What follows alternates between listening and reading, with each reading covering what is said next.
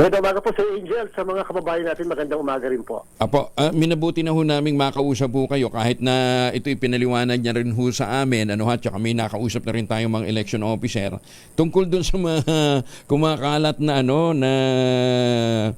video vlog ng isang abogado. Abogado pa naman ho kasi, kaya kinakailangan siguro masagot. Yun daw pong koneksyon ng mga machine natin pag panahon ng internet, pwedeng magamit, maging paraan ng pandaraya o anong tawag dito? May tinatawag sila hacking na pwedeng magdulot ng pagbabago ng resulta ng eleksyon. Chairman. Sir Angel, ang ating pong makina na gagamitin sa buong bansa ay 110,000. Ibig sabihin ba, ang 110,000 ay kakabitan mo ng internet mula umaga hanggang gabi. Ang sabi po niya kasi, at yan ay pinabubulaanan natin, at nakakatuwa nga po sapagkat yan daw po ay mga machine natin ay nakakabit sa internet mula umaga hanggang gabi. Ang katotohanan po, paano po kakabitan ng internet? Una, wala naman pong paglalagyan ng internet doon. Number 2 po, ang sabi pa po niya ay mag-transmit muna ng result ang machine. Pagkatapos saka siya mag-i-imprint. Ay baliktad po. Magpiprint muna siya ng election returns, siyam na election returns. Tapos yung siyam na yan, yung pang-siyam, ay ipapaskill kaagad sa labas ng presinto para makita ng lahat, makapag-picture, makapag-video kaagad. At pagkatapos saka lang siya magtatransmit sa bayan, sa PPCRB, sa NAMFREL, sa majority party, sa minority party, at ang media. Ibig sabihin po si Angel, bago pa na tayo mag-transmit ng result mula sa presinto, ay alam na ng lahat kung ano ang result sa presintong yan.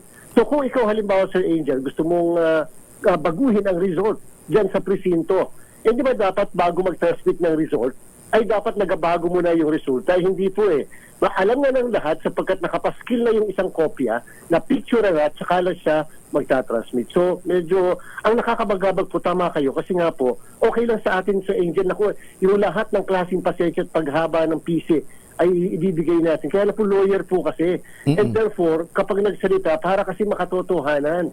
Tapos ito pa po sinabi, Sir Angel, kapag ka daw po corrupted yung system, tsaka pwedeng magawa ng paraan. Sir Angel, sa mga nakikinig po natin, kapag ka ang cellphone ninyo o yung laptop ay corrupted, hindi ba hindi siya gagana? Correct. So paano po siya magagawa ng paraan kung hindi gumagana ang isang corrupted na system? So doon pa lang po sa mga ganyan, mga ilang bagay pa na sinabi niya, yung pa lang po ay malalaman yung naglulubid ng buhangin. So yun po yung ating gusto lamang pabulaanan. Okay. So, number 1, ang link sa internet, yung pagdugtong sa internet ng mga vote counting machine natin will happen after the counting. Hindi sa pag-umpisa ng pagboto, hindi sa pagsisimula ng bilangan, kundi after ng bilangan, Chairman. Yun ang nasa guidelines. Yes po, at hindi lang yun nasa guidelines, Sir Angel, yun na nasa program. Kahit na sino mag-attempt, hindi po nila magagawa ng paraan yun sapagkat yung proseso na pagkakasunod-sunod ay yun po yung masusunod. At yun po ay after the counting at printing ng unang siyam na election returns. Para po sa kaalaman ng lahat, 30 election returns ang iimprenta ng makina. Subalit pagkasuma total pa lamang, pagka 7 o'clock, wala nang bumaboto, nagsuma total ang makina, mga 10 seconds siya, makakapagsuma total ang makina mag-iimprenta kaagad siya ng siyam na election returns. At pagkatapos, yun nga yung isa, ipapaskil sa labas, at pagkatapos saka lang siya kakabitan ng pinatawag na dongle para lang makapag-transmit ng result, either yan ay Globe, Smart, o kaya dito, o kung hindi naman naka-Starlink, Sir Angel. Kasi hindi makakapag-transmit siya nang hindi ipapasok muli ng mga teachers yung kanilang smart card pagkatapos yung PIN code nila na sarili-sarili. Kasi yun po yung proseso doon sa program. At pagkatapos, pag nakapag-transmit na siya ng result, saka siya mag-i-imprenta muli ng 21 na election returns. Chairman, ano kaya nabasa ni attorney? Kasi sabi niya, ito yung nabasa daw niya na guidelines. sabi nung nakausap nating mga election officer. Hindi nga din doon. Ano kaya yung nabasa niyang guidelines?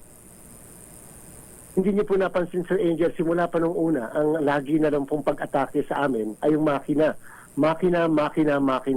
Alam niyo po, para sa kaalaman ng mga kababayan natin, Sir Angel, ang makina natin ay scanner lamang.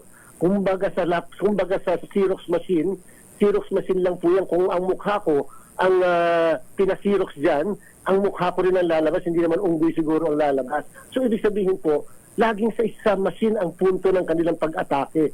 So kung ano man at sino man yung mga nasa likod, mag-speculate na lang ang lahat. Pero alam niyo po, hindi naman po para tayo magsinungaling sa bagay na yan. At kay Angel, hindi po ba sinasabi ko at pinapatunayan namin, pag natapos na po ang pag-print ng election returns, ang pag-transmit ng election returns, ang pag-print muli ng 21, lahat po ng imahe, picture images ng balota na nahulog sa maghapon. Kung 300 po ang bumoto, 300 pictures yan ng balota, ipapakita sa lahat ng watchers at observers upang sila mismo mapicturean nila, ma-videohan nila, bilangin nila manually ang nakuha ba talaga ni Mayor ay 200 base doon sa na-transmit, base doon sa na-print na election returns. So, ibig sabihin, may counter-checking pang manual na pwedeng mabilang kung tama yung na-transmit at na-imprenta na result. Okay. Ano yung sinasabi niya na po pwede din daw ma-manipulate yung source code? Naku, wala na po ang source code po, tapos na. Ayun. As February 1st, tapos na po tayo sa source code. Wala na po, nakasil na nga po yan. At yan po ay nasaksihan na lahat ng ating mga citizens armed. At ang meron po dyan sa machine, yung tinatawag na machine code. Yung source code po wala na, hindi na po pwedeng mabago po yun. Okay. Kumbaga sa atin nakalak na po yan. So wala pong source code sa bawat makina. Chairman, ano bang IT background ng abogadong yun? Hindi kasi, di ba? Hindi, pinatawag nyo naman to. Ang alam, ito yung pinailan nyo na kaso, di ba? Sana nga po.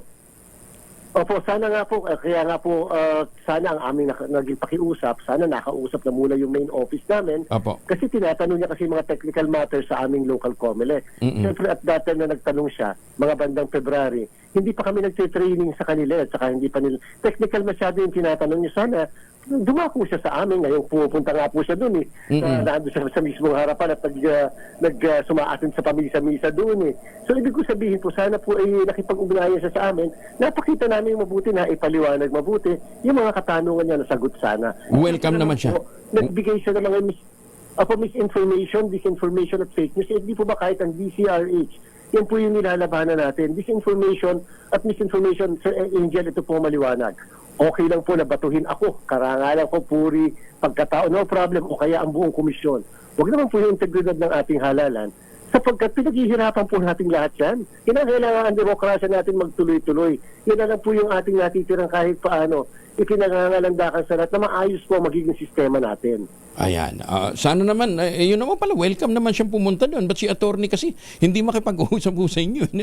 Pero nakababahala. Dahil baka mamaya, di ba, somebody with that stature, tapos kilalang vlogger, tapos ganun yung content, di ba? Kaya ho, minabuti ho natin na makausap po si Chairman Garcia. No? Anyway, eto pa. Ang sabi ho ninyo, kailangan nyo ng tulong ng Bangko Sentral ng Pilipinas against vote buying. Anong tulong ho yun, Chairman? Opo, kinakailangan katulad ng nangyaring barangay and SK election, makapag-issue ang Bangko Sentral ng Pilipinas ng isang circular na address sa lahat ng mga platform upang warningan ng mga platform din, although nakikipag-coordinate talaga sa atin ng sobra ang mga platform sa atin po. So, sana makapag-issue ng kalatas na nagsasabing huwag niyong papayagan ang inyong mga platform na magpagamit sa vote buying. At number 2, alam ko po medyo may implikasyon ito sa ating ekonomiya sa inyo. Pero baka naman pwede mapag-usapan lang o kaya mapag-isipan. Sana naman magpayagan yung pagpapalit ng mga barya na tig 100 pesos ng milyunan. Milyunan kasi mga 1 linggo bago mag-eleksyon, 2 linggo bago mag-eleksyon. Alam naman natin, pag namimili ng boto ngayon, hindi naman para magbigay ng 1,000, isang piraso yun Samantala kung magbigay ka ng 1,000, 10 piraso, sige 100, medyo makapal-kapal yun, magandang tingnan. So yun po yung nagagamit lagi sa pamimili ng boto. Hindi naman mamimili ng boto ng isang piraso lang, yung madamihan. So para lang po maka-prevent din ng vote buying, Sir Angel. Baka gusto nila magbigyan ng 20-20 barya yung coin. Ang hirap doon. Ang bigat na. Anyway, so ay teka muna, Chairman, yung guidelines niyo sa para sa AKAP lumabas na rin, ano?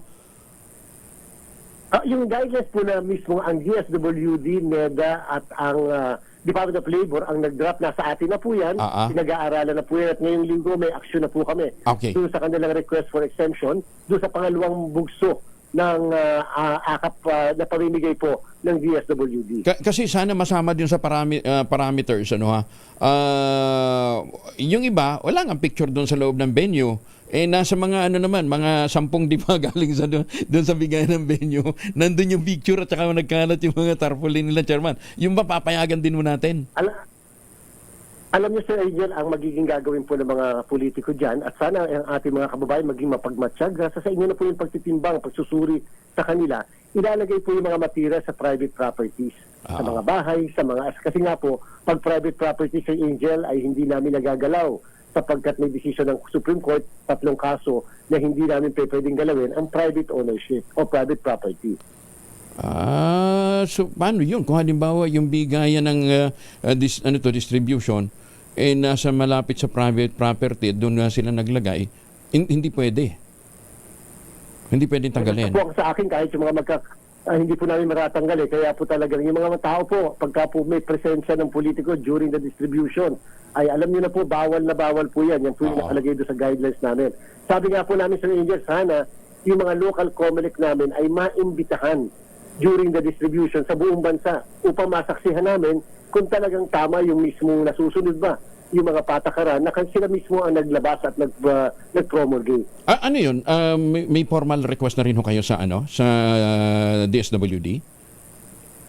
Kapag makausap po natin ang kalihim ng DSWD na i-propose po natin yan. At kasi naman po yung nag-agree. Maganda po yun para kahit paano maging transparent yung gagawing distribution.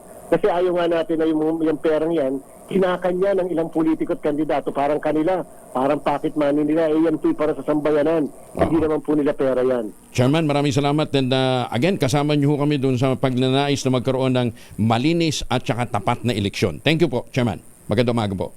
Sir Angel, maraming salamat po. Magandang umaga po. Salamat. Magandang umaga. Si Chairman George Garcia ng Commission on Elections.